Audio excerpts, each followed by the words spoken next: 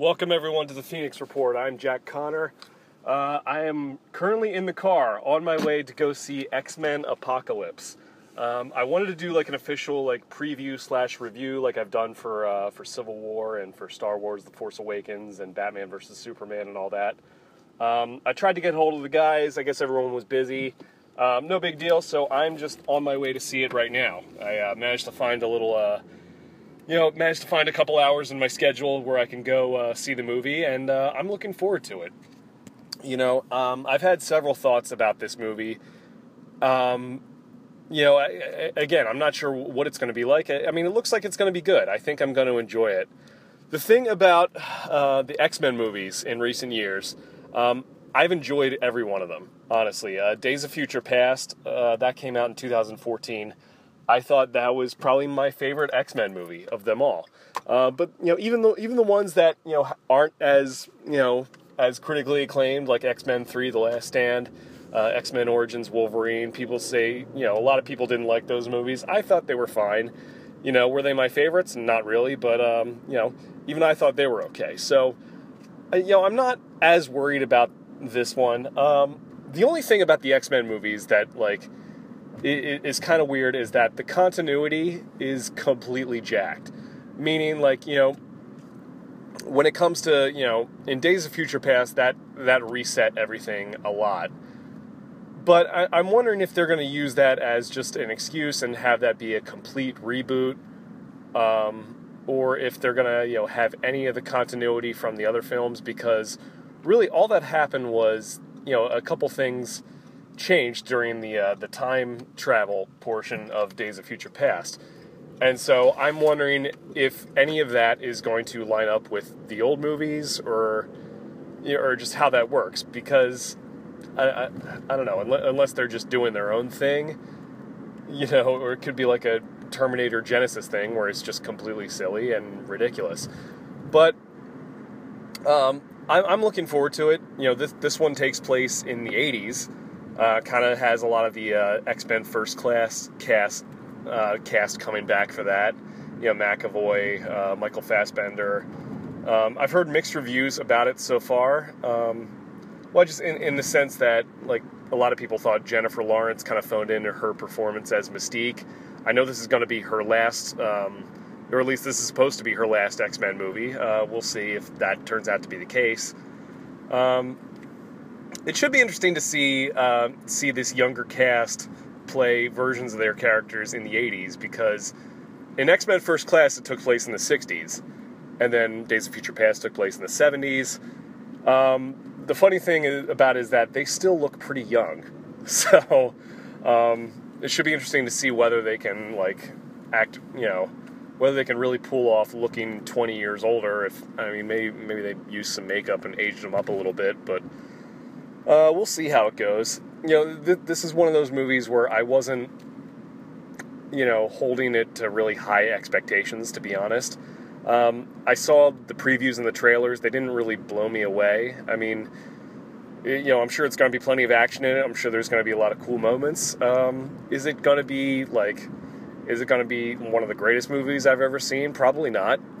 But I'm sure it'll be an enjoyable movie, and hopefully just the continuity isn't completely off the walls, and we'll have to see how that turns out. I know Oscar Isaac is going to play Apocalypse, which is pretty cool. He was Poe Dameron in Star Wars: The Force Awakens, and should be interesting to see him play a completely different kind of character. But the guy's a good actor. He's got a lot of range, so we'll just have to see how all that goes. It's one of those things. I'm coming into it. I don't have incredibly high expectations of this. Like I said, it's probably not going to be the greatest thing I've ever seen. But if it's good, then we'll see. But stay tuned.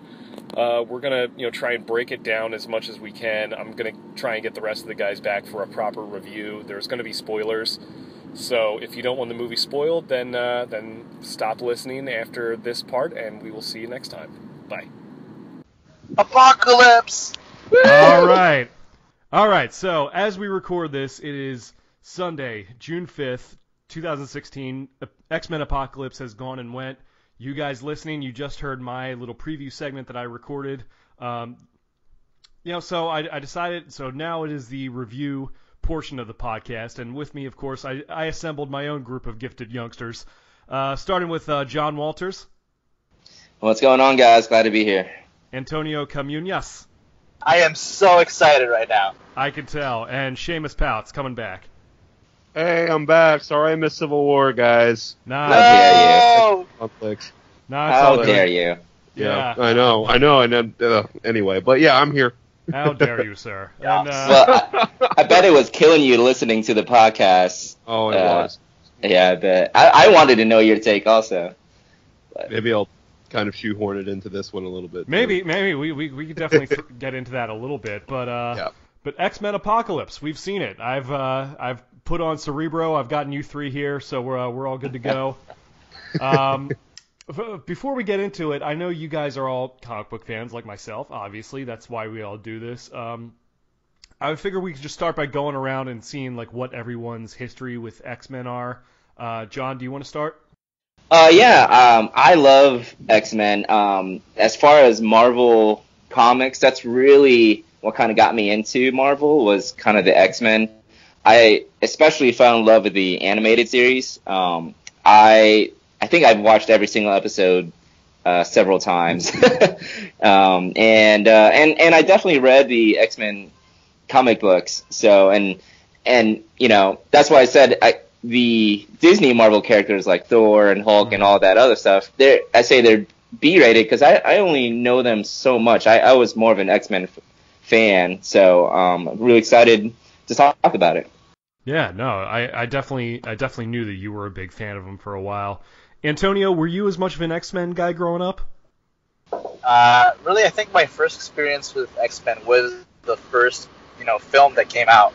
I remember I went to a special screening with my dad when he was a film critic back in the day, and we got like special passes for the screening, and it was basically the first, big comic book movie that started this trend that is still following until this day. It was, big budget, box office hit, and I really loved the movie. I don't know how old I was. Maybe it was, wow. It came out in 2000. 12? It's 2000. Wow. Yeah. Wow, yeah, man, I was like 11 years old, maybe?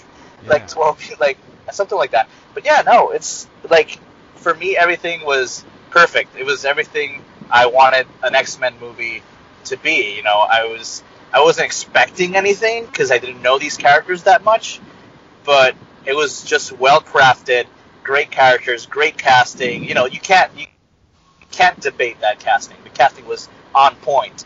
I was just listening to the soundtrack yesterday, like Michael Kamen's music, From the first movie? especially the Logan and Rogue theme. That is beautiful music. It was amazing. And Michael Kamen, rest in peace, because he passed away. Yeah, he was a great composer. Yeah, I remember the Metallica. So the S&M, he did that. Yeah, that was Michael Kamen. Yeah. Anyways, no, but everything was on point, man. All this stuff was awesome, and I couldn't wait for the next one.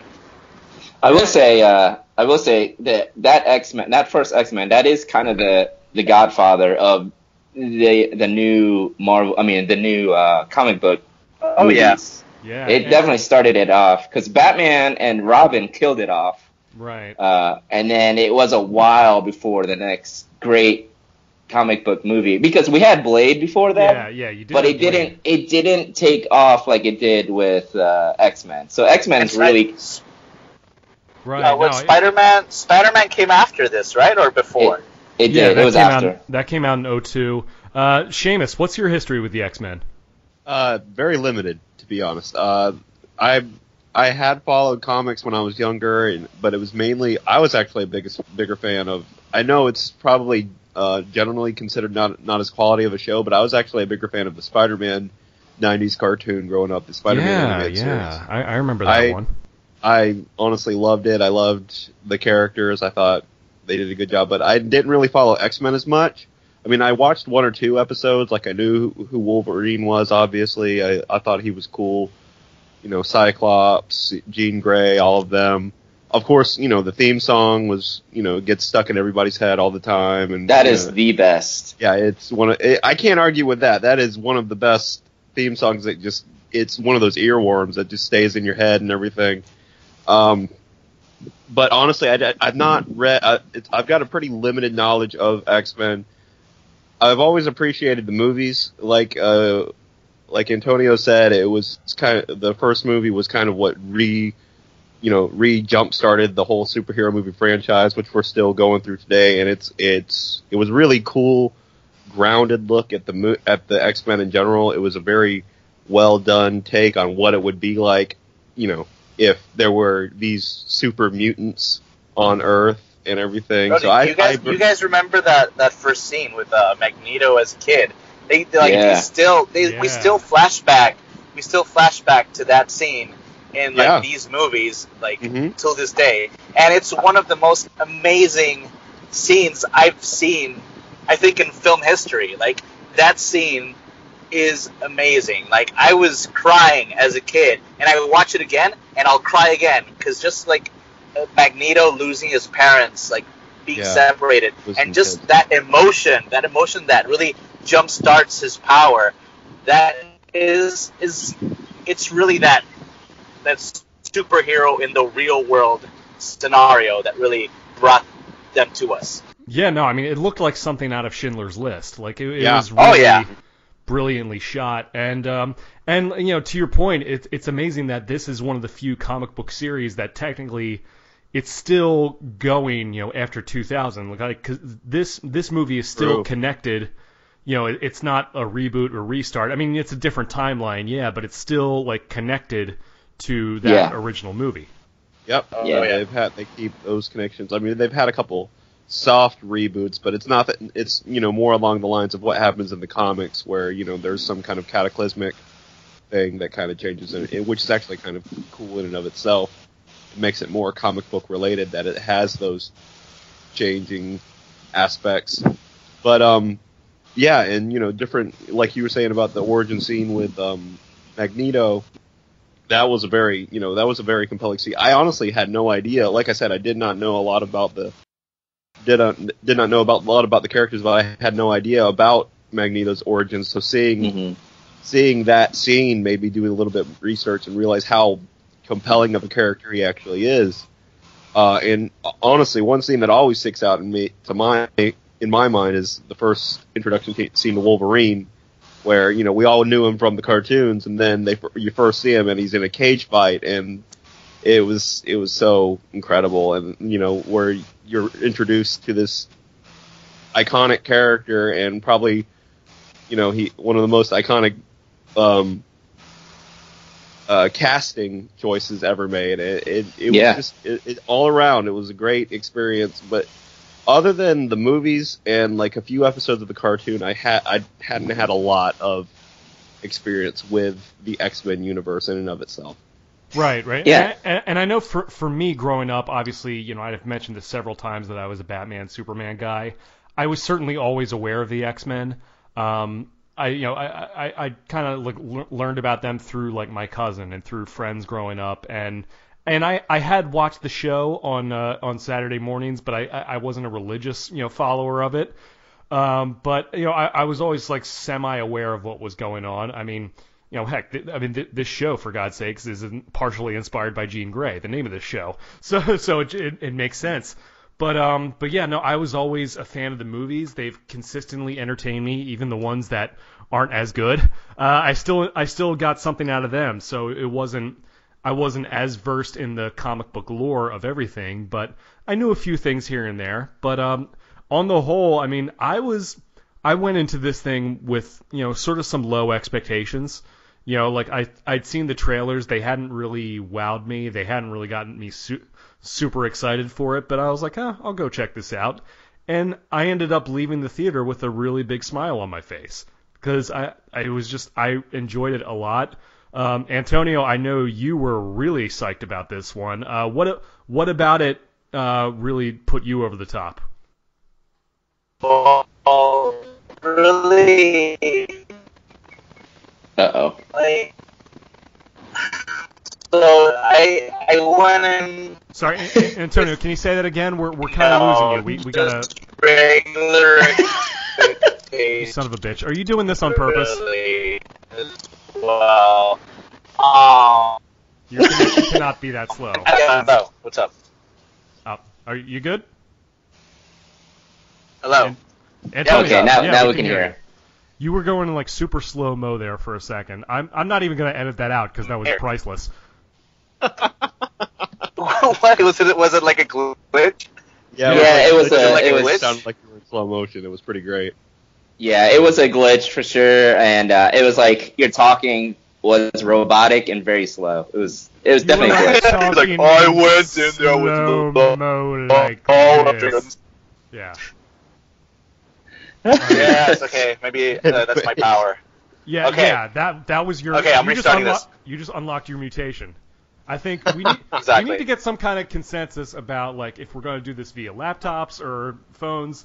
We gotta decide on that for next time. But it's fine. Okay. We'll roll with it. Sorry about that. Okay, Antonio, I'm go talking ahead. now. All right. Okay, so I don't know about you guys, but from the moment that the movie starts, just after like the first scene, we get the classic X-Men title sequence with the X-Men like film universe music, like the X-Men theme. I don't know about you guys, but I got super pumped. Yeah. Yes, you sure did. I think we're losing Is it. getting pumped with me right now? Yeah. No, I'm pumped with you right now. Did you not? No, I sorry. Like, as soon I know as what you meant. You're glitching in and out again. Sorry. I like as far as the intro scene and everything. It really was kind of a throwback to the first couple X-Men movies with the whole scene. And when I don't know how you get a sense of nostalgia to something that is for another set of movies. But when they had the X door open up and everything like that was actually really really. I actually got a little bit of goosebumps. I was like, okay, we're in for a.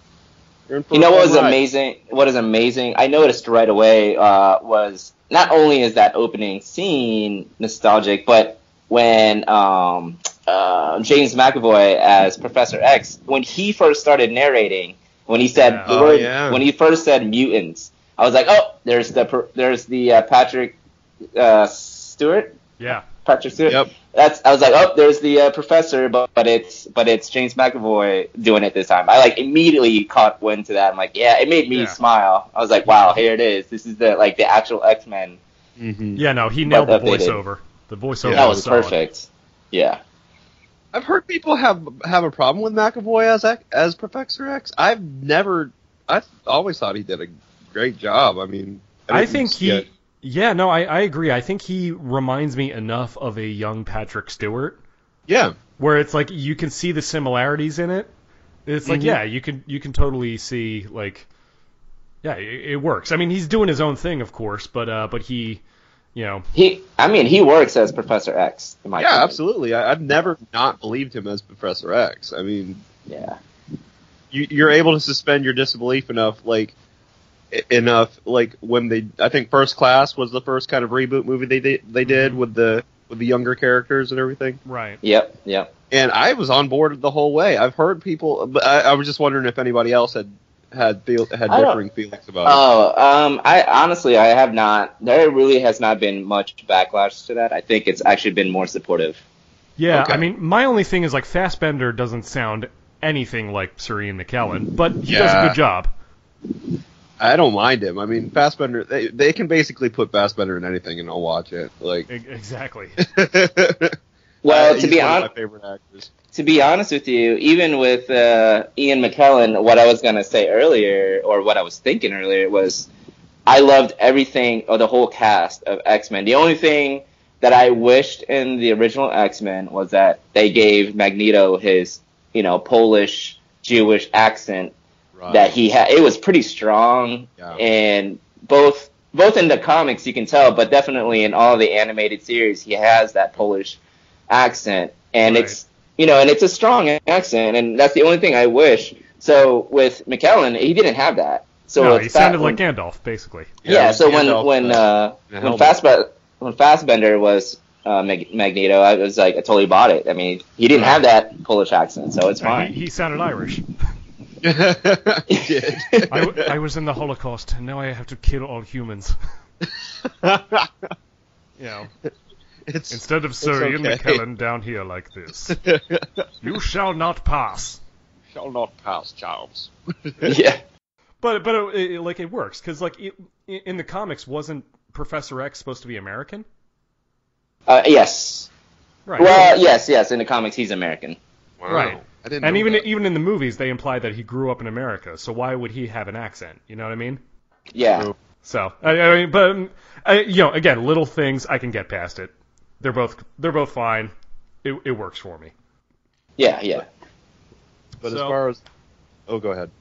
No, I mean, my only thing, and I kind of mentioned this, I did a little preview recording before I went and saw the movie, is that sometimes when it gets into like these multiple timelines, and this is going to sound really nerdy, I know, but it's just like, I'm trying to think, I'm like, okay, would this have happened had Days of Future Past not happened? Meaning like the whole thing with Apocalypse waking up, because like he never woke up in the original timeline of the movies. And it's like, would that have happened? Like, did Days of Future Past somehow affect the events going into that, where he got woken up? You know what I mean? Yeah. Like, did the events of Days of Future Past like trigger the rise of Apocalypse, pretty much?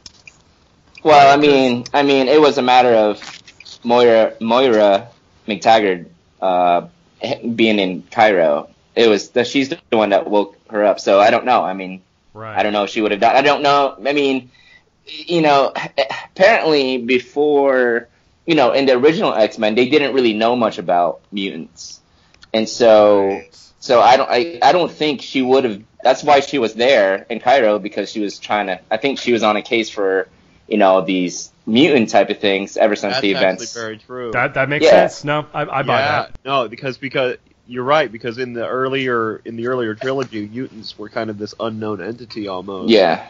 And we had you had the registration program and everything. Right, like that. right. And they Hey, were feared. here's something else that's going to blow your mind a little bit. In the original timeline, remember, eventually, like the Sentinels destroyed the world and all that other stuff. Right. Do you think they would have eventually gotten to Apocalypse? As far as Sentinels? Right, like, remember in Days of Future Past, it was like they had wiped out like almost everybody. Yeah. Yeah. And it's like, would they have woken up Apocalypse? Oh wow, and that would have. I mean, Right? it was really a matter. It was really a matter of the sunlight hitting that triangle. I mean, so it's really anybody's guess. They could have. That would have. I know, it's so hypothetical. I'm just thinking of like, Hey man, we're talking about comic book movies. We're going deep into it. We're getting deep. Yeah. Well, let's get back on track for a second. I think I liked how the music and the clothing and the hair and everything, they really captured sort of 1983. I felt like they did a good job of that. That was great. The clothing, everything was awesome. Can I say something? Yeah, go for it. I think I was sold like 100% on this film when I listened to The Four Horsemen by Metallica in Dolby Atmos surround sound. I'm a happy camper. I don't need anything else. I could have left that theater at that moment, and I'll be like, you know what? This is the best movie ever made. Okay, bye. And of course, The Four Horsemen, perfect. I know. Every time they said The Four Horsemen, I'm like, Metallica. It has to happen. And it happened. It was perfect. And it's like 1983. Perfect timeline. They nailed it. Was that from... I'm trying to think, was that from Kill 'Em All, or was that from... Yeah, Kill 'Em All. Okay, yeah. Sorry, we're getting off on a music tangent here. I loved it. That's great. I was wondering, you're talking about the angel scene, right? Yeah. Oh, yeah. Okay. Just wanted to make sure. I'm not too well versed in my Metallica, but I'm pretty much... No, it was just so epic. Like, you couldn't believe. I was like... I think I was the only person in the theater that was like, this is the best thing ever, period. You really enjoyed that. That was awesome. I loved it. I know that. That was awesome. And again, this is another little minor gripe I have with it, with the timeline stuff. Angel is the age that he is in this one, But in X-Men 3, which I know is everyone's favorite, yeah. you know, he was supposed to be younger in that one. So it's like, are these two different characters we're talking here, or, you know, again, this is just a little minor gripe with me. It's like the thing about Fox is I feel like their motto is continuity, smartinuity. Oh my gosh, I know. So basically, go ahead. Between the last movie and this movie. Yeah. So I mean, it's you know, it is what it is. They kind of want to pick and choose, but at least we're getting a universe where I can still buy it. You know, I don't have to. I agree. Like I said, it's a minor gripe, but it sticks out to me because I'm a continuity nerd when it comes to stuff like that. Oh, Yeah. can I ask you guys something? I need to ask something. Please. Okay, check this out. So Apocalypse wakes up and he's looking for the 4 most powerful mutants on the planet to become part of his team, right? Mm-hmm. Yeah. I mean, he's looking for powerful mutants. Yeah. But like, if I was Apocalypse, I would be pretty specific with my team building skills. You know, I'd be like, okay, I need really powerful people to help me take over the world or destroy the world. How is Angel powerful at all? He's just like a dude with wings, which are now like metallic. Right. That's true. So- like, yeah, he just kind of flies. And I'm that's pretty how you sure get they the could have metallic- chosen- and, yeah, he just kind of is there with wings that shoot, you know, metal out. Right. Yeah, there was It's impressive, that's kind but, of you know. I mean, I'd like That to was- have it, but I don't know Yeah. if that qualifies you as a horseman. It's like, you know? meanwhile, that you was got, kind like, of Meanwhile, you got Jean Grey, Class 5 mutant, right there. Yeah, like ready to go into Phoenix mode at like the drop of a hat, pretty much. Which, by the way, she went yeah. like full Phoenix toward the end. I was marking out for that So one. good. That was pretty awesome. Good. I think that's one of my cons with the movie. As I know, as we can get into the pros and cons. But that was one of my cons. Is really how he went about getting his 4 horsemen and the actual horsemen themselves afterwards. But I mean, like, you know, in the comics, it was a little bit more organic and a little bit, you can buy it a little bit more. Because in this one, it just seems like he was kind of warping to different places and just picking randomly, you know. And I don't know how people just bought, like, to be on his side, even with Storm. Like, obviously, he saved her, but, I mean, she didn't seem like the type to be hurting others. Yeah, in the comics, wasn't it like a level of mind control or something like that? So in the comics, it was a little bit more organic because there was a point they basically got tricked and they were kind of mind warped after that. But basically, like, there was a program to allow mutants not to be mutants or to be a little bit more human, this and that. And, like, you know, Angel was one of the ones that, like, he didn't want to be what he was, which was he thought it was himself as a freak with, you know, these wings, and he went. Well, Apocalypse was behind it, and they just, it's kind of like the whole X-Men, it's like the whole Wolverine thing where they just did, you know, experimentation, but Apocalypse ended up turning him into, you know, this metallic warrior, and after, he was kind of brainwashed a little bit, after he gained himself back, that's when he had this hatred for Apocalypse for what he did to him. That's, you can buy that a little bit more. With this one, it was a little random. It was kind of like, hey, just follow me. I'm pretty powerful. Just do what I do. You know. Yeah, I was under the impression that they were being mind controlled. Were they not being mind controlled? Not really. Not in the movie. I don't think so. Not in the movie. They weren't being mind controlled. He was trying to convince them. He was convincing them to follow his ways. With Storm, he saved her, and she followed him. And then with Magneto, he was like in a kind of already a heightened state of mind with his family dying. And so he brought her to Auschwitz and said, look, this is what people are doing to you. You need to join me. I can make you even more powerful. So he's like, okay. You know, like, that was his big selling point, was like he intensified their powers, and that's why they kind of stayed with him. Yeah, and so they had, like, you know, Magneto kind of had even more motivation. Like, he was almost like in a rage mind already, like, against humanity for doing what they did to his family recently. So he was kind of like just already in that mind state of, yeah, make me more powerful. I'm gonna go ahead and do havoc. The others, I didn't really buy that much. You Yeah, know? they were just kind of, oh, okay, I got Yeah. metal wings and Right. And like, and stuff. I think it's kind of funny because in one scene, Apocalypse is like giving them uniforms, you know, and stuff like with Angel, he's kind of making even more metal and all that other stuff. He gave Psylocke a G-string, like, I mean, It wouldn't be a comic I'm book movie otherwise, man. I'm okay. I'm okay with it. Let's talk about Psylocke for a minute. Olivia Munn is just perfection. Let's be honest. Oh my God, she's just so gorgeous as Psylocke. She's very pretty. Yeah.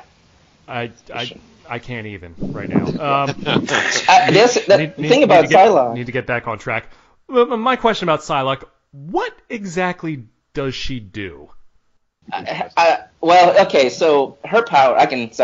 Besides look smoking hot. Okay, all right. Since I read the comics, if you guys don't mind me talking about it a little bit here. Go for it. Yeah. Basically, in the comics, she has a little bit of like telekinetic power, where in her hand she can create this like this razor sharp thin blade that's kind of emanating from her hand. It doesn't eliminate. I mean, it doesn't go that far, but it's like this blade that can cut through anything. And they kind of showed that in this one. It made it really long, like an actual real long sword. So I was like, wow, look at that. That's So she can like create like energy blades from her hands? Yeah, she at least from one hand she was able to do that. And then she's just kind of like this ninja assassin, right, you know, type of thing. And that's her thing. In the movie, they already started out with that, but when Apocalypse got to her, I felt like he didn't amplify her power at all. Like maybe it was a longer blade. I don't know. Here's a bigger sword, pretty much. Yeah, right, that's the only thing I could think of. And a much sexier outfit. Yes. Hey. I don't even mind if it's one of those like high cut, 80s bikinis that still look. I'm still on board. Yeah. Yeah. So that's kind of like, that's basically it. She can create like a super sharp mind sword from her hand. Basically is what it is. And she's a ninja assassin. Yeah. Okay. So there you go. So moving on, we did learn that Alex Summers, Havoc from First Class, is in fact Scott's brother. Yeah. I love that. Which I'm assuming he's got to have like 20 years or something on Scott. Like he's got to be much older than him. I'm assuming. I don't think so. No, I think. Well, I mean, because if the first movie took place in like '62, he would have had to be like at minimum like 15, 16 when that happened. So right. Scott would not have been born back then yet because he's like maybe 15 or 16 like in this one. In '83, Okay. You see what I'm saying? Okay. I'm just in terms of the timeline. I'm like, okay. And plus, they did make Alex look a little bit older in this one. So they kind of, which I mean, I could buy that. Is maybe a 15, 20 year spread between brothers. It's not unheard of. I was thinking maybe 10 to 12 years or something like that. Yeah, I mean, I'll buy that. Yeah, that was fine. So yeah, they had Nicholas Hoult back as Beast, who's I guess Nicholas Hoult must really like not being in that costume because they said, oh, I took meds, so I look normal. A lot, yeah. With the exception of Nightcrawler, a lot of the blue people really didn't like to be blue people in this movie. No, they really didn't. I don't blame them. Mystique, you can get away with it because she's a shapeshifter, so that's. Yeah. Poor Rebecca Romaine, she had to like walk around naked in blue paint for most of those 3 movies. And, yeah. Pretty much, yep. J-Law's kind of got off light on that one. Because she's J-Law and everybody wants to see J-Law, but Yeah. Everybody, not me necessarily, but it's just. I mean, I love Jennifer Lawrence, but I don't know. And I have no problem with Jennifer Lawrence walking around naked in blue paint, but that's another story. That's I think that's another movie I'm thinking. It's more of a personal preference than anything, but like that's more of like my own imagination thing. Then never mind. We don't have to get into that. Yeah. Let's talk about Quicksilver for a minute. What did you guys think of the Quicksilver scene, Antonio? I think they really one-upped the original Quicksilver scene from Days of Future Past. This scene was insane. It was so cool to watch. It was funny as hell, and it had a huge payoff, but it was also like a tragedy at the same time, because it was so much fun, and at the end it just ends with like a downer because one of the characters dies, and you're like, oh shit, all of that for nothing really, because Quicksilver could have saved anyone, but oops, forgot one. But I don't know, it was a really legit scene. I loved it. Visually, it was perfect.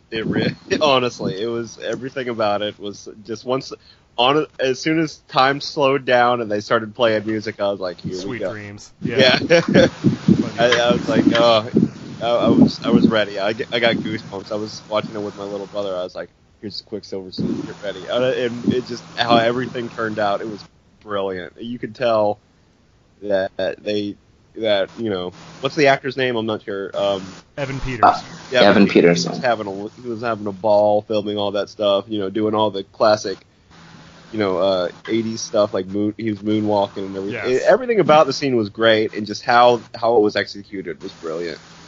Yeah, it was. Yeah, awesome. that scene. Gosh, I gotta tell you, that's one thing that Fox is just killing it with. Ever since they got Evan Peters, and they're killing it with Quicksilver. This version, I love this version of Quicksilver. I mean, it is far better than Disney Marvel's Quicksilver. Oh, yeah. In my opinion. For one thing, he didn't get shot needlessly. Yeah. Yeah. I mean, in my opinion, they're doing it right. I loved it when when the car slowed down, you can see the wings are starting to slow down. I forgot that he would be in it, and so I was thinking, what is going on here? Is Professor X still conscious, and is he like stopping? Is he freezing everything? And then all of a sudden, Sweet Dreams comes on, and I start cracking up. I'm like, I love that song. Why is this song coming up? And then I see Quicksilver enter the picture. I'm like, yes. And I just have a big smile on my face. I see him just running through the mansion, saving people, doing some quirky things with debris that's flying in the air. He's saving the dog with a pizza in his mouth. Oh my gosh, I mean, they are killing it with that character. I love it. I didn't think it could get any better, and they did just as good, if not better. I mean, both scenes, I could watch both scenes from Days of Future Past and this one. I could watch that over and over again because, I mean, I'm telling you, that's how you do Quicksilver. That's how you do it. Definitely. I mean, it almost makes him seem a little overpowered if there's the one con to it, just because he's so insanely fast and he can do all that stuff. But again, It's so much fun that it's just like, I don't care. It's just, Evan Peters' portrayal of it and just his personality, it makes up for whatever, And I love Evan Peters' lines. I feel like he delivers them with a nice, quirky personality. It's great. That character kind of cracks you up with his lines. It's basically like Evan Peters as himself being Quicksilver. Yeah, exactly. And he'll be in his mom's basement playing Pac-Man and stuff, but have all this stuff. That's what he does in his normal daily life. That's right. So good. It was perfect. It's so good. Even when he needed to be serious and he was talking about Magneto being his father, and when he was kind of confronting him, he pulled off a serious character. I really bought everything that Evan Peters did, and that's one thing that Fox Marvel is killing it with. I will say this, I agree with you on that. Fox's Marvel division is really good at showcasing individual characters, in one movie. Right. Disney Marvel is kind of really when they have their compendium movies, they have more group oriented things. Right. And they're really good at showing how they operate as a team. And of course they have the ability to showcase individual characters in their own movies, which is fine. Yeah. But Fox really does a good job on showcasing individual performers and characters, and they do a really good job with that. Yeah. I'm not downing Disney Marvel at all, because I loved Civil War, and I've loved pretty much most of the movies that they've come out with. But that's one thing I've noticed about Fox is they really know how to pinpoint what makes a character tick in their movies.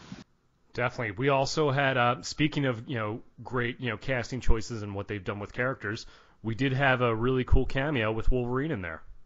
Yeah, man. Oh yeah. And he went full Weapon X.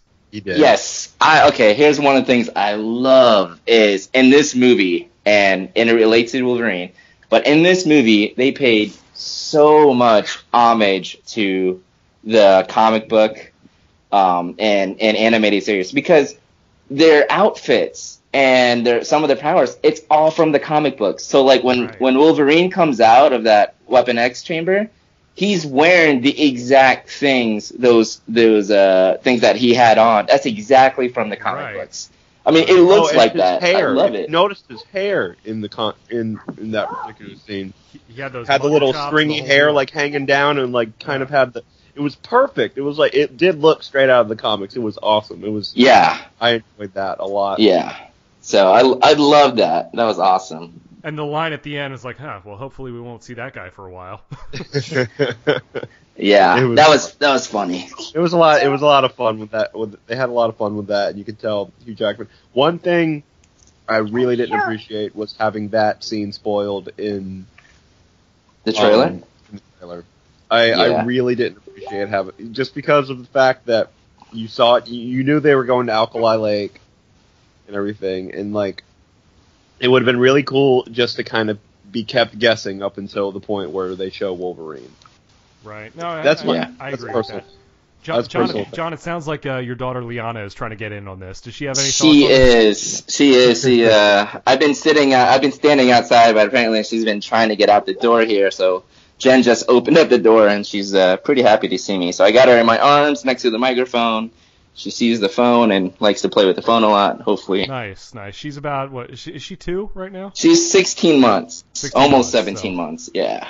Yep. Does she have any strong thoughts on the Wolverine? Do you have any strong thoughts?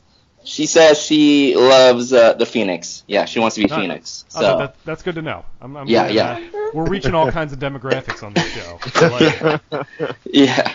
So. Good stuff. Well, the final battle was pretty insane.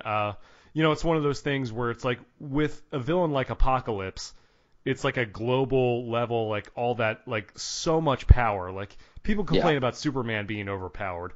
Apocalypse had a lot of powers, and so did Magneto, especially after the thing. Yeah. After Apocalypse boosted his powers, but like it was almost a global thing, and which can get a little tiring for audiences sometimes. But I thought that was done really, really well. I did too. I really enjoyed that final scene. I feel like it was really well executed. I enjoyed the kind of mental battle, mental struggle that it showed between Charles and Apocalypse and just different things like that. And meanwhile, the physical battle going on, and I felt like it was really well done.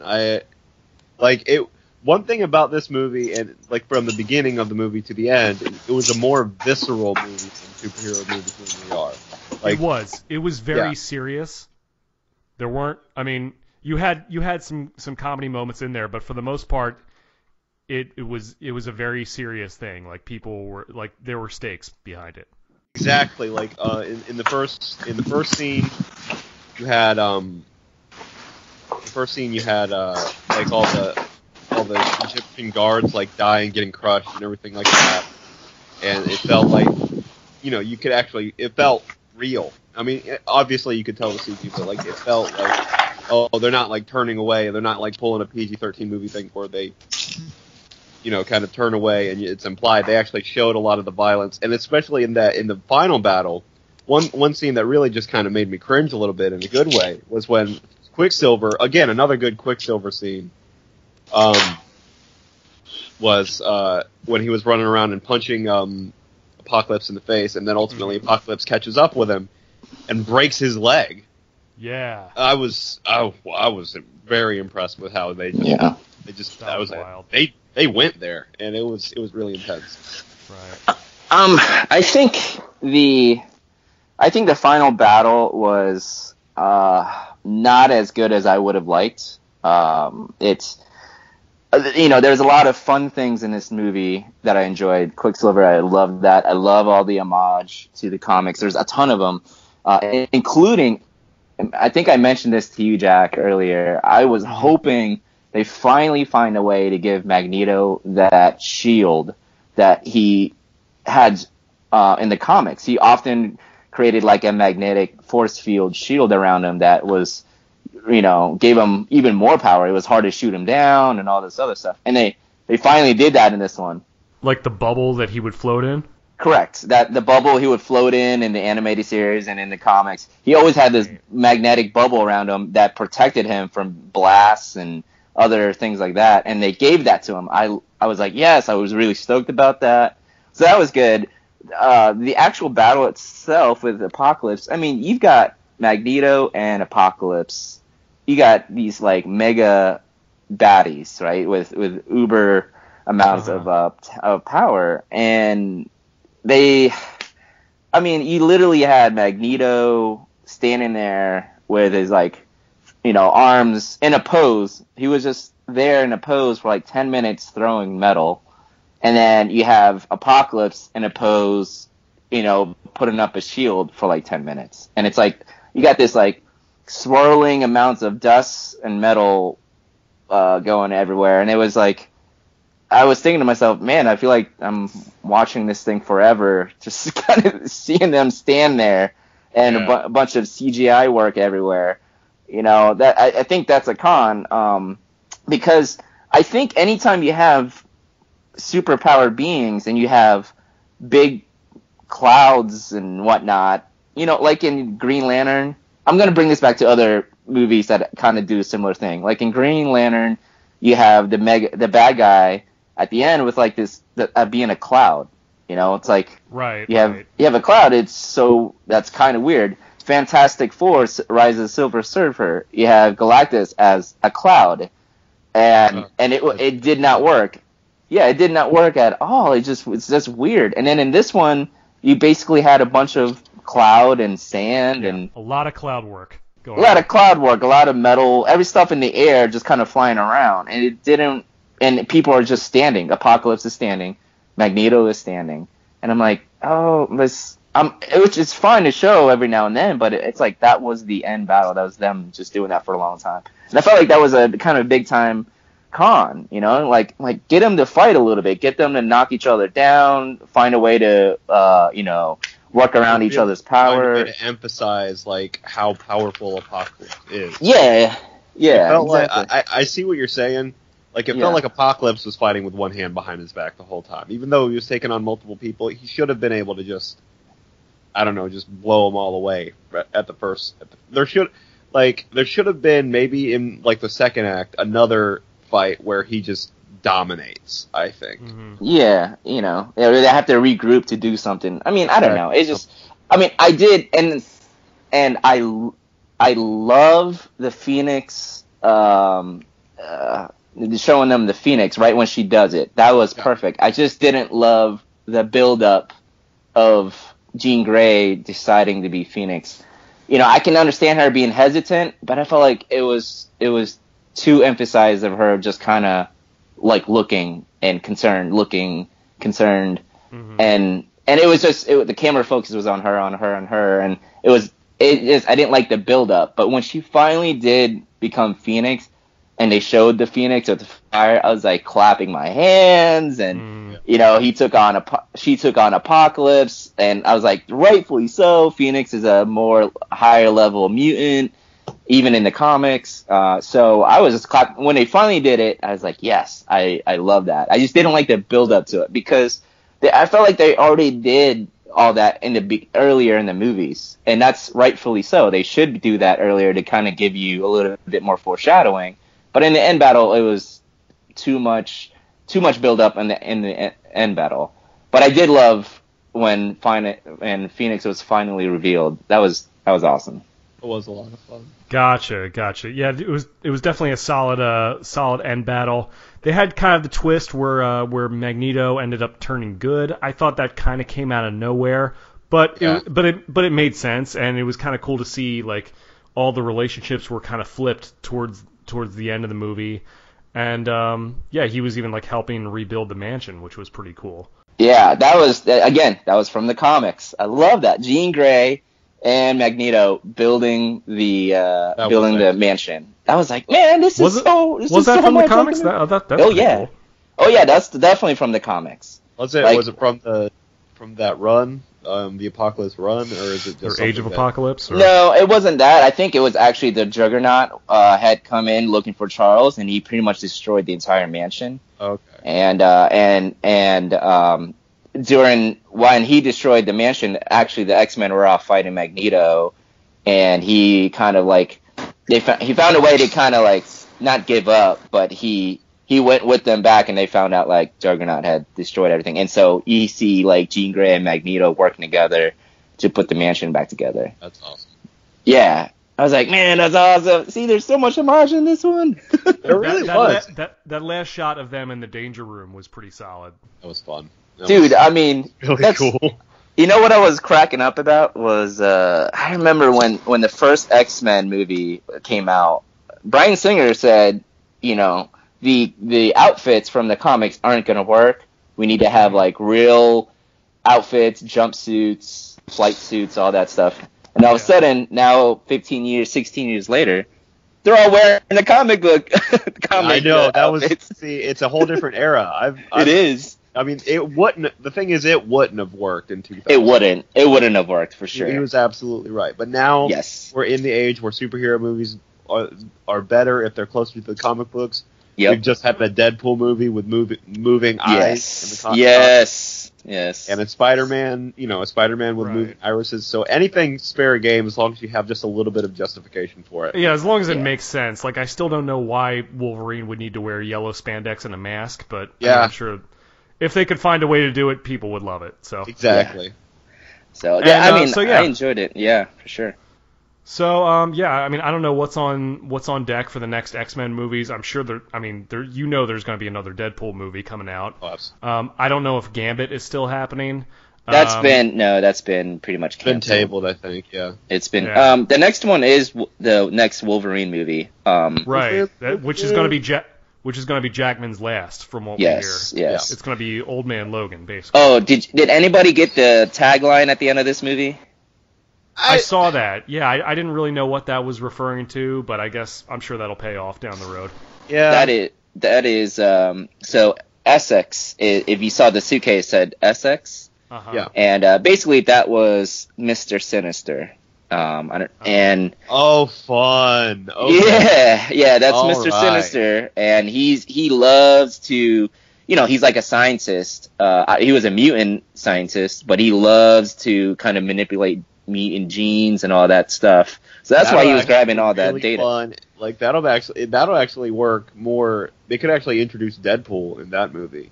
At that point. You could. I think. Why not? Yeah. I think that tagline is to lead into the Wolverine movie, because the next Wolverine movie, they've confirmed that the villains are they're just like him. They have healing powers. I think Lady Deathstrike from X-Men 2, I think she's going to be in it.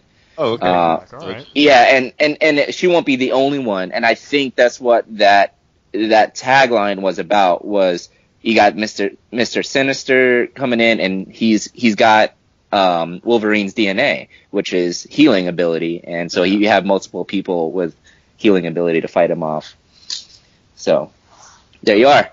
I'm actually looking forward to that now. Yeah, it's pretty cool. I don't even know that much about Mr. Sinister, but I know he's a big deal. So he is a big deal. He was actually infatuated with the Summers, Alex and Scott. And then he was infatuated with Jean Grey, and so like he wanted to create this like ultimate mutant. Okay. So so there you are. Good stuff. Well, I think we've definitely covered a lot about this. I definitely want to thank you guys for coming on. Real quick, Antonio, do you want to plug any your social media and anything about your movie? I actually wanted to say something about the movie really quick before we leave. I think one of my favorite scenes, and the thing that probably made the movie for me was just brilliant. Just a brilliant scene of the kids going to the mall and coming out of Return of the Jedi.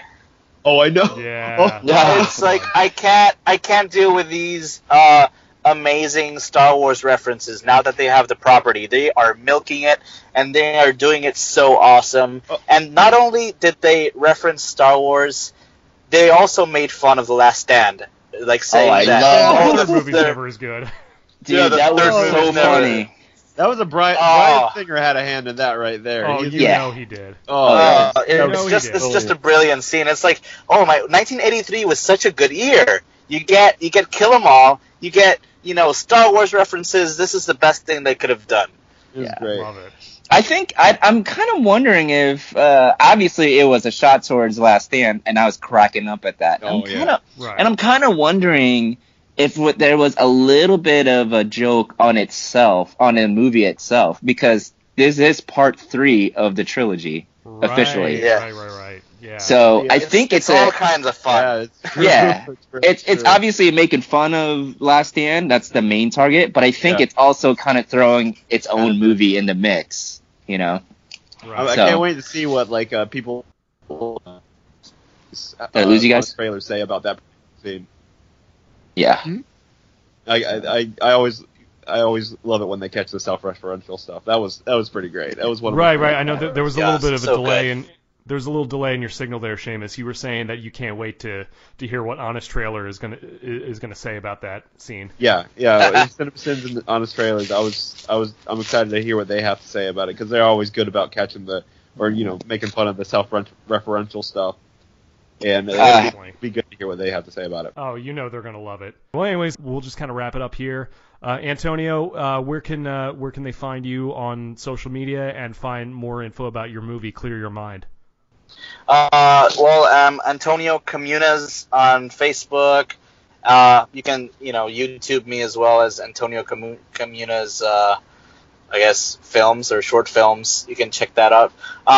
If you go to the Facebook for Clear Your Mind, I'm actually thinking of turning the film into like a web series that I can post on YouTube and Facebook. So if you are in Clear Your Mind, like the page, and you'll get like updates and clips on my stuff. Definitely, and if you like X-Men, you're definitely gonna dig Clear Your Mind. Very similar themes. All the sci-fi stuff, yeah. Definitely. Seamus, anything you'd like to promote before you sign off? Yeah, starting up kind of restarting my Twitch account. I'm gonna start live streaming pretty soon and everything. It's twitch.tv/CelticKraut75, and they're gonna start doing that. So, if you want to subscribe to that, that'd be great, and get me some subscribers. We'll have some fun times talking about video games and watching video games and stuff. It'll be great. Good stuff, man. Yeah, I can't wait. Well, anyways, that was it. That's it for our X-Men Apocalypse review. Once again, this has been the Phoenix Report. I'm Jack Connor for Seamus, Antonio, and John. You can always find me on Twitter at JackXConnor, on Facebook at facebook.com/JackConnorMusic, and you can always find my band at www.vertebreaker.net. And thank you guys for listening.